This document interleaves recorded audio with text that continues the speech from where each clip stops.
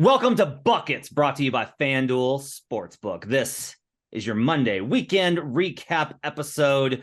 Glad to have you with us. My name is Matt Moore. I'm the senior NBA writer for the Action Network, joined by Albert Wynn. He's the Analytics Capper. You can find him on Twitter at Analytics Capper. Albert, how was your weekend? How you doing?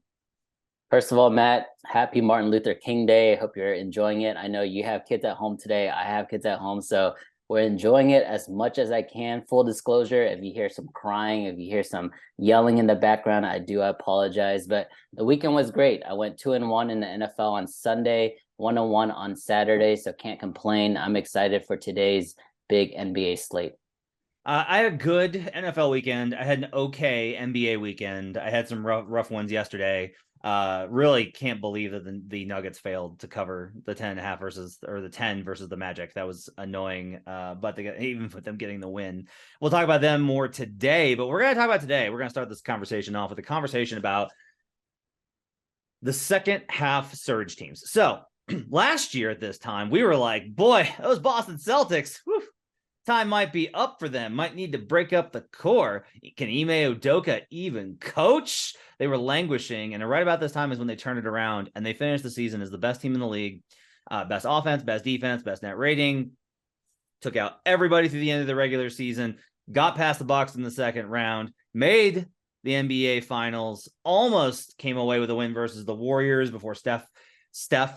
And so it's a sign of how in the second half of the season, the NBA season's long, and I do think that there are determining factors in early in the season, and especially in this mid part of the season, where between December 15th and the All-Star, where you really get to see what teams are. I take a lot from this period, but there's an opportunity here for teams to make second half runs, just like there's opportunities for teams that are looking pretty good to maybe slide a bit. So we're going to try and find some of these outliers. Like what teams are in a good position to maybe surge in the second half of the season, and we got maybe one that we think might be going in the other direction and one that's definitely in the middle. AC, I'm going to start you off with your hometown team, the Dallas Mavericks. The Mavericks lose over the weekend twice to the Portland Trailblazers. Lucas sits out. I was on the Blazers in both games. That was a nice little hit for me. I thought it was a good spot for Portland. They lose to the Clippers early in the week. The Mavs, about 10 days ago, their Pythagorean expectation was 49. It's now down to 43. Their live win total at FanDuel is 46.5. So right in that, they're basically, to me, this projects kind of like they're on the bubble of play-in. Like they're either going to be that 6 seed or maybe like 7, 8. Don't think 9, 10 is going to remain. They have the 9th toughest remaining strength of schedule, or I'm sorry, they've had the 9th toughest strength of schedule so far. So they faced a really tough opponent stretch. They have the 23rd remaining strength of schedule. So they've got an easy stretch in terms of opponent, not home away splits, not travel. But in terms of opponent, they've faced some pretty easy ones. And we know that some of the tougher teams oftentimes are resting guys as the season gets later. Josh Green's going to be back soon. He's been absolutely phenomenal for them. DFS should be back at some point. They've been without a bunch of guys that enable their defense. I have this based off of my numbers. I did a projection, and I've got them at 46.4. So like right on the number of where it's at right now at FanDuel at 46.5. But based off of the injuries, AC, I got to tell you, I kind of like the over for Dallas. Yeah, that's why I love talking basketball with you, Matt. A lot of people outside of Dallas don't realize how integral guys like Josh Green, Dorian Finney-Smith, Maxi Kleber, who's not going to be back very soon, but those guys are arguably 3 of the best defenders on the team, definitely individually. So, I mean, I think a lot of it is going to be contingent on the health here, Matt. I think with Luka, you're always obviously going to have a shot in every single game, but they need their shooting to pick up. Dorian Finney-Smith, who had an awesome, unbelievable season the last 2, shooting over 40% from 3. He's scaled down a little bit. Reggie Bullock has scaled down a bit. So they've given more minutes to Wright and Hardy. I think they're not going to be big playoff performers, but I think getting them minutes and getting them run right now, it's only going to be helpful for the team. I agree for you. This is a great buy low spot for Dallas. They are coming off back-to-back losses to Portland. By the way, that's the easiest cap, is when Luka's out, just fade Dallas. That's just so easy. But yeah, with the 23rd remaining strength of schedule, I think they have a pretty good chance to go over their expected wins. And there's a little bit of hot seat right now when it comes to Jason Kidd. So I think he's really going to start pushing his team forward. Yeah, the Mavs are 0-4 straight up, 1-3 against the spread now without Luka Doncic. That's in my trends column, which you can find in the Action Network app, which, by the way, is the best way for you to track your picks. Download it right now. Yeah, so I think this team's got a lot of upside. I think moving Christian Wood into the starting unit has been good. There is a move to be made on the table. So the question is about Tim Hardaway Jr. And I'm going to try and put this in a greater context as far as we look at trade options. You'll hear a lot of like, oh, they talked to this team and they weren't interested. What's happening now is the Mavericks are in public and around the league, because what happens is like the stuff gets circulated and then gets reported. The Mavs are letting it be known, like, hey, we want to make a move. Tim Hardaway Jr. is our key piece that we can provide in terms of salary. They have been shopping THJ for multiple years. So like I've reported on this, that they've been shopping him because he's really their only asset they can move. And so like they had conversations with Detroit last year for a move. They had conversations with other teams looking for options. Like they were looking to kind of get in on some more flexibility to free up cap space. That was kind of the idea last year. They were going to trade THJ to Detroit. This is what was really funny. Just side note. They had conversations with Detroit to trade THJ there, and they were going to use that cap space to sign Jalen Brunson. So I don't know if the Pistons directly turned around, but the Knicks definitely got wind of it, and then the Knicks did the deal to clear space, which allowed them to sign Jalen Brunson. Yeah. So it was just like a really funny, like Detroit's like, oh, you need room to clear from Brunson. Oh, hey, New York, do you want Brunson? Because we can give you the cap space. The reason I bring these previous conversations up is that Dallas already has a sense of what his market is. So there's an opportunity for Dallas to add another wing, add another big, add another guard. I wouldn't be surprised if they would move JaVale McGee on the contract that he's on. It's a multi-year deal, but it's not fully guaranteed for the entirety. So like that would actually be a pretty good trade piece, to be quite honest with you. If JaVale's not in the rotation, everyone in the NBA wants a backup big. Everybody wants a backup big. And so if you're like, well, look, we have Wood and we have Powell, if we can trade salary and maybe get an upgrade at a small ball 4 option, that might work out for us. This is all to say that I do think there's a little bit of value on the Mavs at 46.5. I just think that I think that right now the market's at its lowest based off of these injuries. And with the injuries plus a potential trade, I do think Dallas kind of projects as an over. Let's move on to the Sacramento Kings. Light the beam, baby. Their win total at FanDuel is 42.5. We are closing in on the 31.5 I got when the market first opened, and the 33.5 that I put the max bet in on. Woo! Feeling good about those Sacramento Kings. Love lighting the beam. Their Pythagorean. Here's what's interesting though, AC.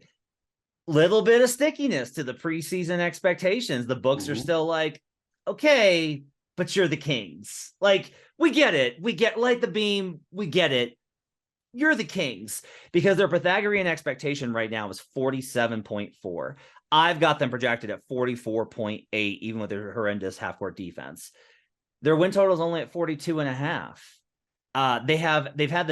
They've had an exceptionally easy schedule so far. They're 29th in strength of schedule right now at dunks and threes, but the remaining is only 14th toughest. A lot of this has to do with the fact that the Pacific Division suddenly sucks. And so like we would have thought like, oh, this is a brutal division. You got the Clippers and you got the Suns and you got the Warriors. And now it's like, no, those teams are great.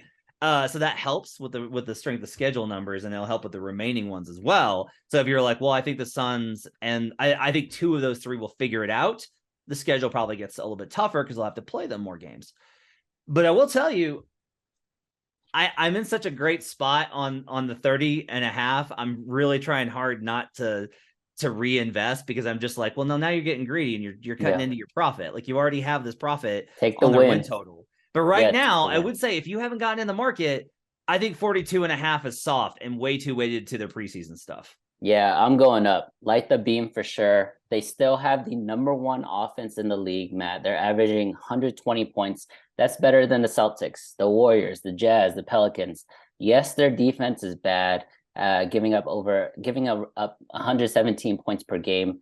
But I mean, when it comes to the regular season, Matt, in my opinion, you got to be elite at one thing to win more than 50% of your games, right? So if the Kings are really, really elite at offense and they're the number one points per game on average right now, 120 points, I think they're just going to win over 41 games. That's just the truth of the matter. That's why they're, the number one rated offense. So I think this team is also going to get better as the season goes on. De'Aaron Fox is becoming one of the good closers in the NBA. That to me, that was what was really holding him back in his first couple of years.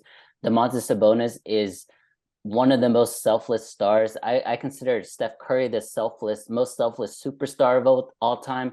I think Sabonis is one of the most selfish stars right now in today's game.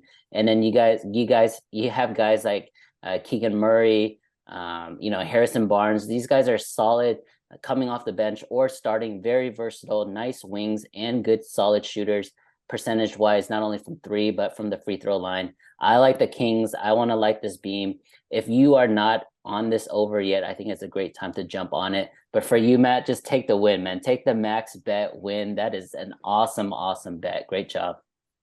Yeah, they've gotten, I mean, like Kevin Huerter's been so great for them. Malik Monk's been so great for them. You and I have talked about him for six man. They've just they've had so many guys contribute to this team, and it's been just I think really impressive.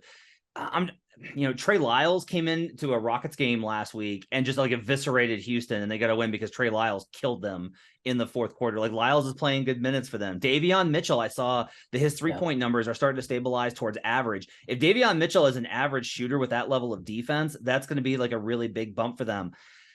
This team is really good. And I'm not willing to go in on. It's funny because it's okay, so you think they're going to go over, and the division's not great, and no one's getting better. Why can't they win the division?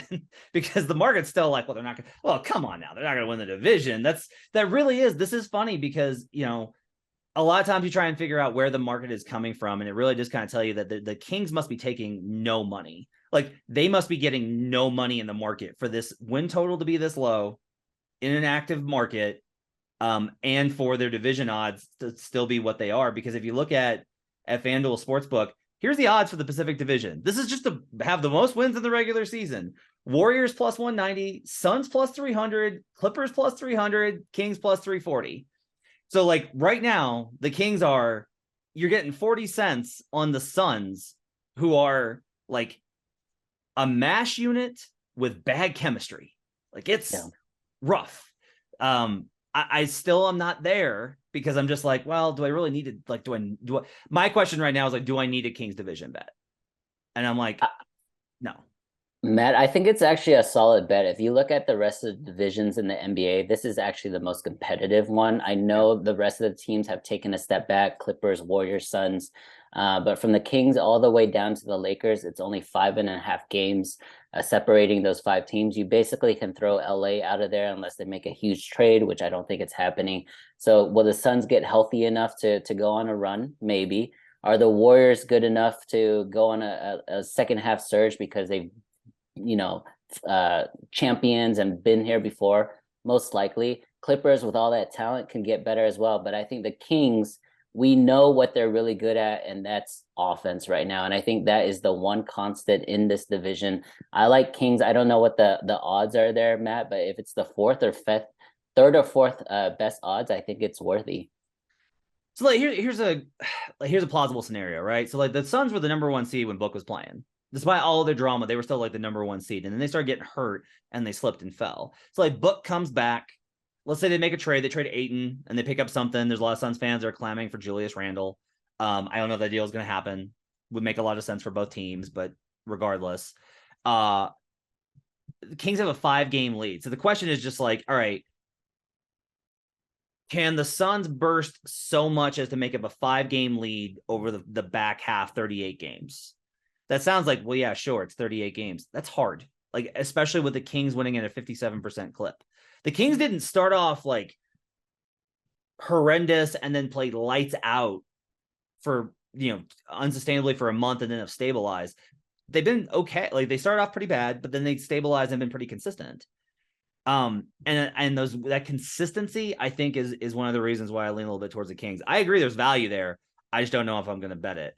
Let's move on to the Warriors. So as I take another victory lap in lieu of Brandon Anderson being around, I have Warriors under 51.5, and I just kept hitting it. I talked about the preseason overseas Asia travel being a huge indicator of preseason regression, of season regression and win total. I talked about how hard it is to get those over 50 numbers in win totals, how often those have gone under in the last 10 years.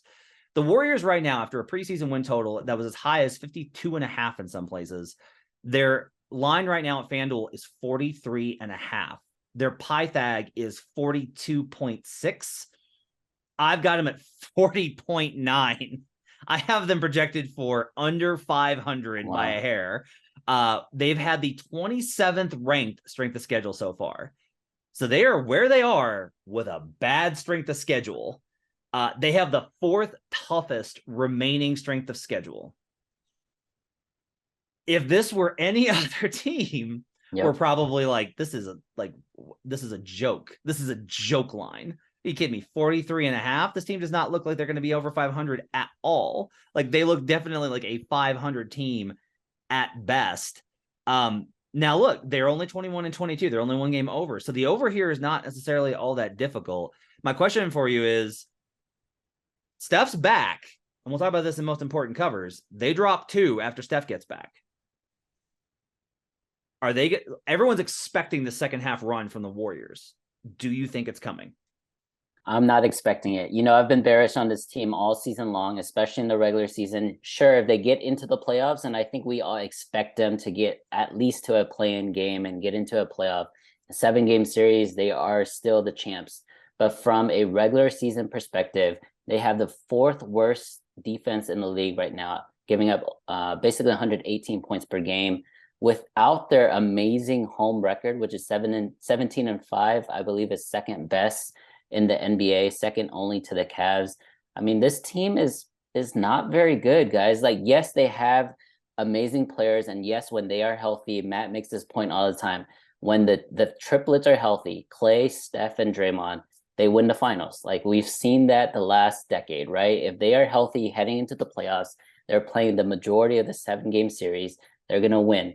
But right now, there's just a lot of issues with this team. Even their young guys, they're doing, multiple timelines. Maybe that's scrapped now. They're probably looking to make a move or two.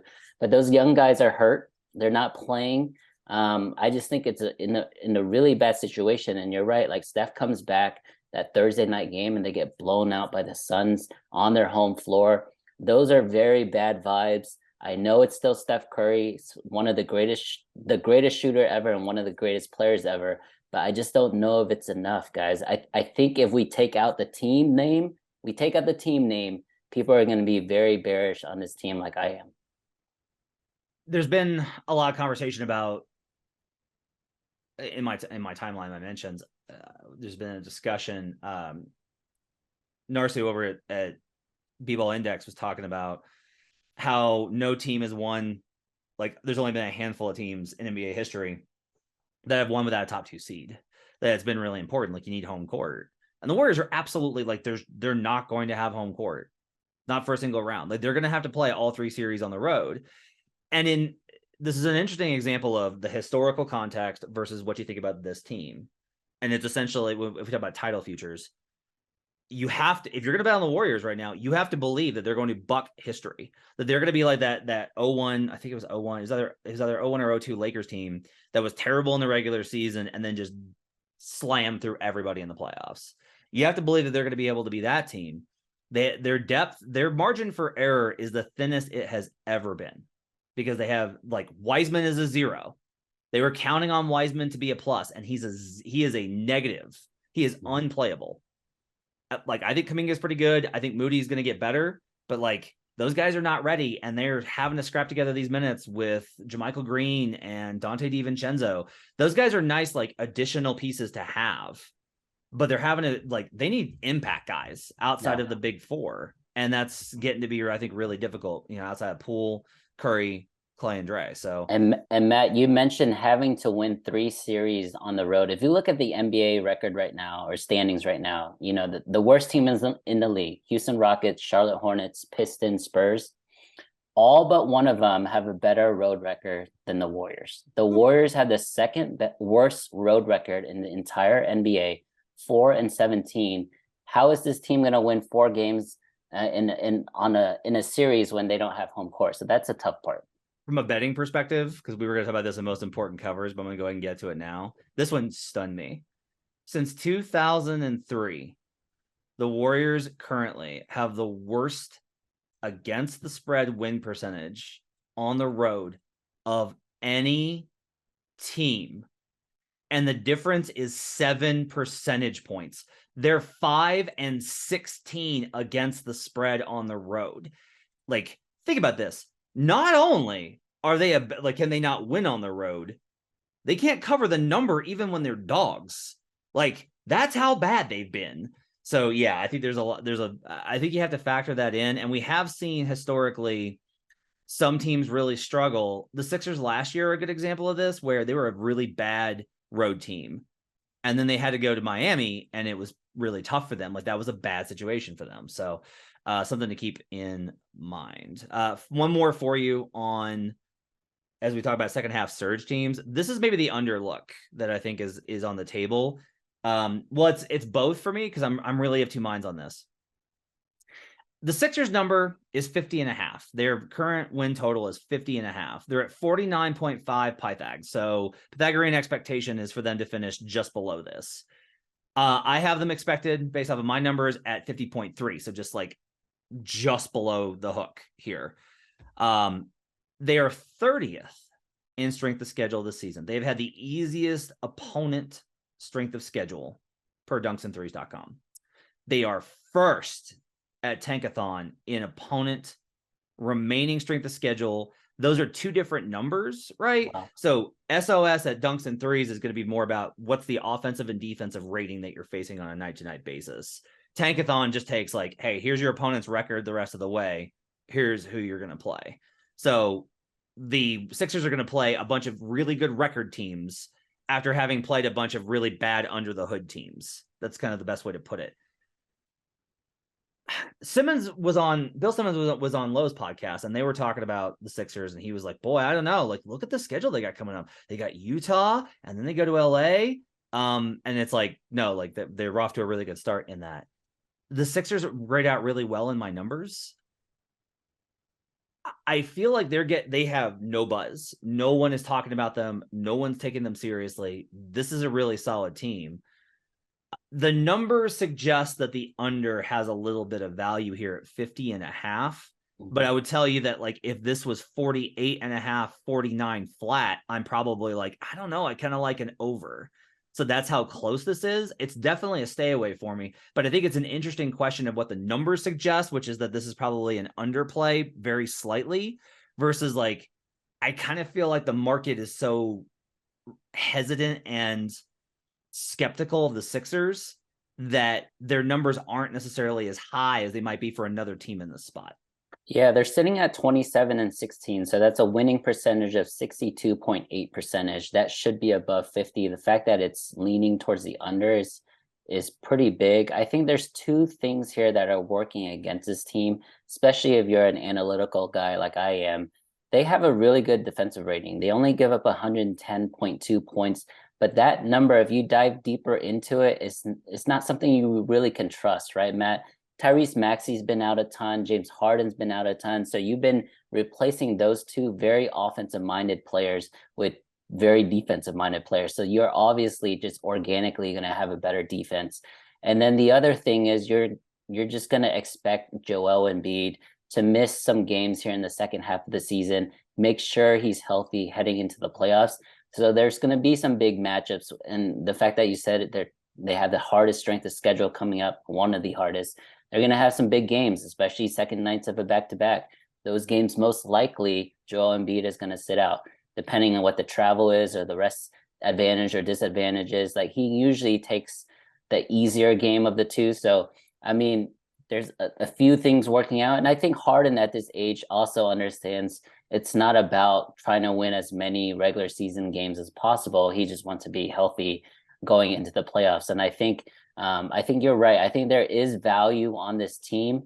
If the regular season was, valued more, or people cared about it more, I do like this team. I do like the versatility of the team. I like the guys off the bench. I think Melton's been awesome for them, for example. But from where I think the mindset of the players are today in 2022, I think under is a good spot. I want to note this before we move on. This surprised me. The Sixers this season are 7-4 straight up, 6-5 against the spread without Joel Embiid.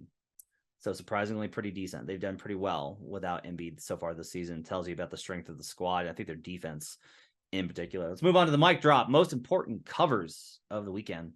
The Bucks drop both games to Miami. Giannis Antetokounmpo doesn't play in either one. Then he sits out Monday in their matchup on MLK Day. Getting a little bit worried about Giannis there.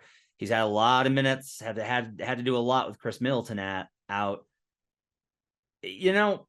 My big takeaway here is and we've been talking about how I've been like sounding the alarm on the Bucks for a solid month and a half. You have guys, like things are not good. Brandon tried to talk me into the Cavs division bet before the season. I was like, Brandon, they always win the division. The Bucks always win the division. Cavs are plus 170 right now. They're a half game back. The Bucks played unsustainably well in terms of win percentage versus the overall numbers. If you ask me who the better team is right now, it's Cavaliers, and I don't need to like really go back and forth on it. The Bucks might get there, but I think they got to show me. Like, I'm not sure I can trust them. So when I look at a plus 170 number, I kind of wonder if I need to be betting on Cavaliers to win this division finally. Yeah, if you're looking at the recent trends of this division, Central Division in the East, there's no one really playing well. Pacers right now have the best record in their last 10, 6-4. Everyone else is 5-5. That includes the Cavs, the Bucks, and the Bulls. Pistons, obviously, they're going for tankathon. They're 12-35 overall, 3-7. They're out of the discussion. But I would say the Cavs, just like the Pelicans, are more motivated to win regular season games than a team like the Bucks, who've been there multiple times, several years. I actually think there's value here on the Pacers. I think the Pacers are being overlooked for a bit. They have really good offense, as you can imagine, and a lot of depth with their young guys. So I think there's value in the Pacers here. Obviously, they most likely won't beat the Bucks and Cavs in the Central Division, but I think there is value when it comes to Indy. With that being said, plus 170 for the Cavs, for a team, like I said, who's motivated to win regular season games, the best home court advantage right now, sitting at 18-4. And you expect their guys to only get better as they get integrated. Donovan Mitchell has been incredible, but you think their players are only going to get better, right? With Karis LeVert and Okoro and those guys getting into the fold. So I like the Cavs, and you're right. You've been ringing the alarm on the Bucks for several weeks. Giannis could be more hurt than initially thought of, and I think this team is hobbling right now. They definitely need a move or two, Matt. Yeah, it's tough. The problem I have is if I bet the Cavs and the Bucks win, I'm going to be like, what are you doing? The Bucks always win this division. And if I don't bet it and the Cavs win the division, I already have like Bucks in division parlays. I'm going to be like, why did you not bet the Cavs? They were the better team all year. You knew they were the better team. So I'm just like, yeah, there's no good answer here. All right, let's move on to if you had to bet the. Well, I'm sorry, we have one more to talk about in most important covers. That's Denver and the Western Conference. Denver wins its 6th in a row. Memphis wins its 9th. Memphis has had a nice stretch of easy games where they're just creaming bad teams every single night, just running the ball down their throat. This is not available at FanDuel, but in the market, you can find props for who's going to finish number 1 in the Western Conference. Pelicans kind of slipped a little bit out of the establishment based off of the Zion Williamson injury. So that's been kind of like a little bit of a concern. So I'll talk a little bit here about this market. Denver right now to be the number 1 seed is minus 205. The Grizzlies, very surprisingly, are plus 145. So even though the Grizzlies are ostensibly tied with the Nuggets in the Western Conference. They're a half game back, but tied in the loss column. The market's heavily towards Denver. So I wonder if they've just taken a lot of money on Denver in this market. And that's one of the reasons. So you might shop around and see if there's a discrepancy there. Look, I've been a Memphis skeptic all year. I have the under on them. That's probably going to lose just based off of the fact that you keep winning these games and they found a way. They just they don't. One of the most impressive things to me is like they just don't let up. Like there's not a night where I'm like, oh, Memphis didn't have it. Like, every single night they bring it in opportunity. When they have a high opportunity to win, they win the game. You have to outright beat this team in order to get the win, which is honestly pretty impressive considering how most teams take the regular season. Like if you look at the Grizzlies this season are 17-6 versus teams below 500 and 12-7 against teams above. Like they've beaten good teams, they've beaten bad teams, they've been awesome. But I was to ask you, we don't even have to bet on this. I just want to kind of get your thoughts on it. Who do you think finishes with the 1 seed in the Western Conference? I think if it was between those two teams, I think it's going to be the Grizzlies. The reason why I say that is because they still win when Ja Morant is out of the lineup. I don't know if I can say the same if Jokic. I mean, Jokic is a better player, does more, and is worth more to a team than any other player in the league. But we've seen with Ja Morant's injuries, not only last year but this year, he's missed a couple games here and there, and the Grizzlies continue to win. I think the biggest thing with them is you're right. Like their pace of play and the way they attack the basket is like any other team. And with Jaren Jackson back in, I mentioned this last week, but I think he is the swing player in the entire conference. If he is healthy and he can play 25, 30 minutes a game, the impact that he has on a defensive end is significant, obviously. And I think it's enough to win, the regular season crown. So out of those teams, I would say the Grizzlies. Nuggets 19-3 at home, unbelievable. They're 22-9 in the conference. I think that's by far the best mark in the Western Conference. Like for example, the Grizzlies by comparisons only 14-10. So the Nuggets have played a lot of Western teams already. They've already beat up on them. Now they're going to play the Eastern, conference teams majority in the second half. I think it's a great spot, but to me, I think the Grizzlies are a little more. Like if I had to buy insurance, I would say the Grizzlies would cost less with insurance because I've seen them winning without Ja Morant. Would you take, if I gave you Nuggets, Grizzlies, or the field? Would you take the field? That's tough. I would have taken the field before Zion's injury. I think that injury is especially soft tissue with a guy like him that's so twitchy and so explosive. I think they're going to be super cautious with it. I would have loved the Pelicans here. I would take Nuggets, Grizzlies, man. Okay. All right. Now we're gonna move on to our final segment, which is we always do this every week. We say if you had to bet the awards, it gives you an idea of the market, and we'll let you know if we bet anything on them. For MVP, Nikola Jokic has moved into the favorite spot at FanDuel. It's been a long, slow climb for him, but he's now plus 175.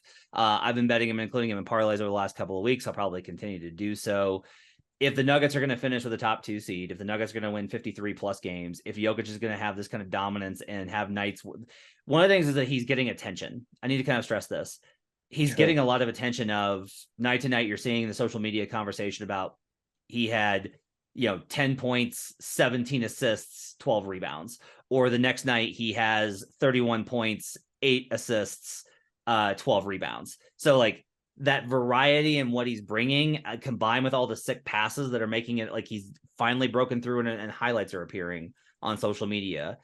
He's getting attention. I think that goes a long way. But we talked last week and we were like, wow, Tatum's a plus. Like, look at this Tatum number. It's plus 600 now for a team that I grow increasingly, alarmingly, sadly concerned might just run away with the Eastern Conference because of the struggles of all the other teams. Yeah. Even though this has been pretty close. Durant's injury, I think, shapes this a lot. If you're betting right now, say if you're entering in the market, like I think you got to bet Tatum plus 600 just because this number is so long for a guy that was number 1 in the straw poll a month and a half ago. Yeah, before I get into Jason Tatum, my question to you, Matt, do you think Giannis is out of the discussion? Like, is this injury or the vibes in Milwaukee going to take him out? No. Recency bias is such a powerful motivator and the Bucks have a built-in advantage. Like there's still, here's the thing. You got to start with like the standings. The Bucks are still 27-16, 11 games over 500, 4 back of the top seed in the Eastern Conference. If Chris finally gets healthy and they make a trade and the Bucks go, all right, fine. Hasn't gone the way that we've necessarily wanted. We've been a little bit grumpy. It's been a struggle. Let's buckle down. And guys start hitting shots and they just go on a rampage and they have that second half push like they did last year where they were behind in the division and finished number 1.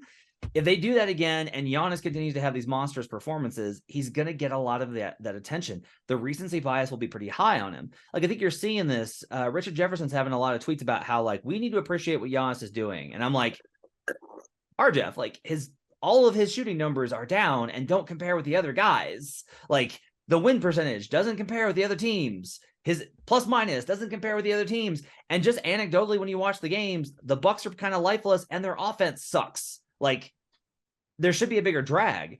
I don't think Giannis is out. I think that you have to ask yourself, like, what's your faith level that the Bucks are going to go on, not a good run, but a great run to end the season? Yeah. So I'm pretty sure now, we talked about this a couple weeks ago, whether I would take the over or under 3.5 when it comes to Jason Tatum, where he finishes in the MVP race. I'm pretty sure he's going to finish top 3. I know 2 weeks ago, Celtics gave up 150 points to Oklahoma City Thunder without Shai Gilgeous-Alexander. We thought the sky was falling. They haven't lost since. They've gone on a 7-game winning streak.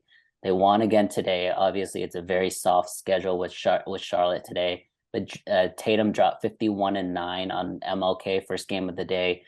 I think it's a great time to jump into Tatum odds 600. I think he's going to end up being top 3 because the Celtics are going to separate from the East. And it's not because they're so much better. I think there's just so much attrition now, with Milwaukee, with Brooklyn, with, potentially Philly. We talked about this MVP race being a marathon and not a sprint. I think Jason Tatum at the end of the day is going to be, a top 3 finisher in the marathon because he is going to play 70, 75 games. So I like the Celtics. They're going to finish first in the East. I think just by that part alone, the Celtics or Tatum's going to be top 3. As far as the top 2 with Luka and Jokic, I think it's a week-to-week thing with these two guys. They're just way in terms of numbers and what they do for their teams, and I think Jokic does justifiably have the edge over Luka right now. They just do so much for their teams, and I think one week it could be a Jokic week. Next week could be Luka, averaging 40 for the week. So it's going to be back and forth all season long. The biggest thing with Jokic right now, Nuggets are first place in the West. Jokic has won 2 straight MVPs without the Nuggets finishing first place. They finished at first place this year. You just have to give it to him because it's not like his numbers are going down from the previous 2 years. 6th man of the year. This market is fascinating in how it's turned. So at FanDuel, Westbrook's minus 125 after he had one of the worst game-winning attempts in NBA history last night. Jordan Poole still plus 500. Malcolm Brogdon's plus 500. We talked about him last week. My guy Norman Powell all the way down from 60-1 to 15-1. Benedict Mathurin leads all players in scoring and is at plus 2,200. So I'm just gonna go ahead and tell you, I bet Mathurin at 22-1. Now I had an early season bet on him. And went ahead and so I added a unit here just at 22-1. That's incredible value for Mathurin. Again, this award goes to the guy that scores the most. It goes to the player that scores the most. And Mathurin's averaging the most points off the bench of any player. Yeah. This is pretty simple. It's just like, look, if you think that I will say that my bet is based off of this assumption that you have to agree with. I think there will be a built-in bias against Russell Westbrook. He's inefficient. He's a drag on the team. They want to trade him and can't. He does stuff like last night. No matter what Russ does, he may have garnered a little bit of appreciation for taking a bench role. All that is overshadowed by the fact that he is a net negative whenever he's on the floor. And as a longtime Russ guy, this pains me, but I just do not see it. And I will continue to not bet Russ and leave myself wide open for vulnerability in this market. I bet a million guys in this, and Russ is still not one of them. I still don't think that he's going to win. I think Mathurin here at 22-1 is an absurd number. Yeah, I agree with you on both fronts. I think Mathurin's great value. Historically, this award has always been points per game. Crawford, Jordan Clarkson, guys like that.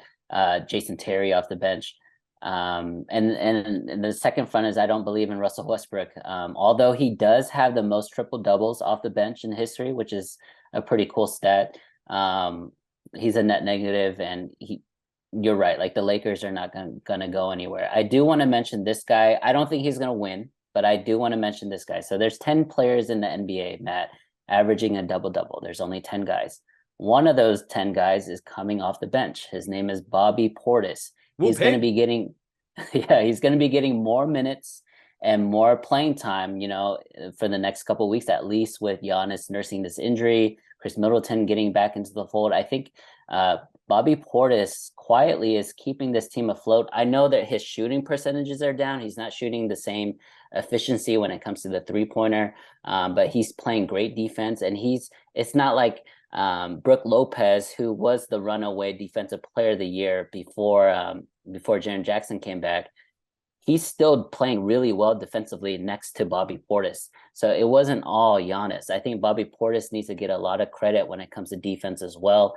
And he's been hitting clutch shots all season long. So yes, I don't think he's going to win, but at Portis plus 3,000, the only bench player averaging a double-double, I just want to give props to Bobby. Most improved player. I talked about it with Joe on Friday, and he talked me into Jalen Brunson, and he's still at plus 1,700. If you're betting it right now, I did bet Brunson. This is the bet to make, is Jalen Brunson plus 1,700. If you're new to the show, then you should know that I have big positions on Shea. I have big positions on Lauri Markkanen. I have built a position on Tyrese Halliburton. I feel like those three, Jalen Brunson, are going to finish top 4 in some order. So I feel like I've got the market where it needs to be. Brunson leading a Knicks team that's top 10 in both offense and defense at dunks and threes. There's a very good chance that Jalen has made enough noise for him to sneak into an all-star spot. I don't like his numbers aren't comparable to Shea's. They're not. No one's numbers in this conversation are comparable to Shea's. Only Michael Jordan, but yeah. Yeah, exactly. So like Shea's ahead of the pack there, and the Thunder have started to win a little bit more lately. I think Shea's going to be an all-star. If you're wondering why we're talking about all-star, there's been a high correlation between guys that are making their first all-star appearance and winning most improved. Like there's just, we've found that those are the guys that do it. There's a numbers jump that you have to make. Brunson's made that jump. You have to, and you don't have to be. It helps if you're an all-star first time, and it helps if you're on a team that's making a surprising run to a playoff spot. The Knicks obviously fit that category to a T. So Jalen at plus 1,700, that number is way too long. If you're betting it right now, Jalen Brunson's the best number on the board. Yeah, I agree with you on Jalen Brunson, and I'll keep this really short. I mentioned Michael Jordan when it comes to Shai Gilgeous. His numbers plus the blocks and the steals, there's only 2 other players that have done that, Michael Jordan and Dwayne Wade. But in January, Matt, Jalen Brunson has turned into a Michael Jordan. He's averaging 32.4 points per game, 5.7 rebounds, 5.6 assists. Those are Michael Jordan numbers. Knicks are 6-1. They're playing today, shooting for 7-1, one of the best teams in recent forms in the league. So I do like Jalen Brunson. Not only is he getting all-star buzz, but MIP buzz for sure. And finally, for Defensive Player of the Year, it's Jaren Jackson Jr. minus 135. Grizzlies' best defense in the league since he came back. The numbers are insane. There's a big feature on him from 538 from Jared Dubin you should check out. I don't have another candidate right now that I think is a serious, like Brook got so much attention that first 4 or 5 months. Bucks defense is still elite. Definitely think that he needs to be in the conversation. I still think Jared Allen's too low on this list. I still think that, I think Jared Allen's gonna be the guy where I'm like, why didn't he finish higher? Like he was really good for a Cavs team that's like elite. I just think too many people are still going to continue to give Evan Mobley the majority of the credit and the system. So Jaren Jackson's only minus 135 now. Until this hits minus 200, I think I'll say this. If we get above minus 150, I think you're starting to get into Jaren's injured enough that you need to be careful there. But minus 135, if Jaren were to get hurt, God forbid, if Jaren were to get hurt, I'd have to completely re-examine this award and start taking long shots, because I think it might be one of those late season guys like Marcus Smart last year. But right now, this is developing into the if you ask me which of the awards, MVP, Sixth Man of the Year, Most Improved, Defensive Player of the Year, Rookie of the Year is the most locked with Paolo. the second lock on this list, I think, is Jaren Jackson right now at -135 DPOY. Yeah, I co-sign everything that Matt just said. One thing is at -135, if you didn't take anything away from this podcast and you want to take one thing and you want to bet, I think Jaren Jackson, Defensive Player of the Year at -135 is unbelievable odds. There's no way you can handicap injuries. That's just luck, bad luck. So if you think he's going to play the rest of the season or the majority of the rest of the season, he's pretty much locked in to win this award. Jaren Jackson -135. I'm gonna go to the cashier and put more on it, to be honest, because I think this is the closest thing to a lock that we have when it comes to these futures awards.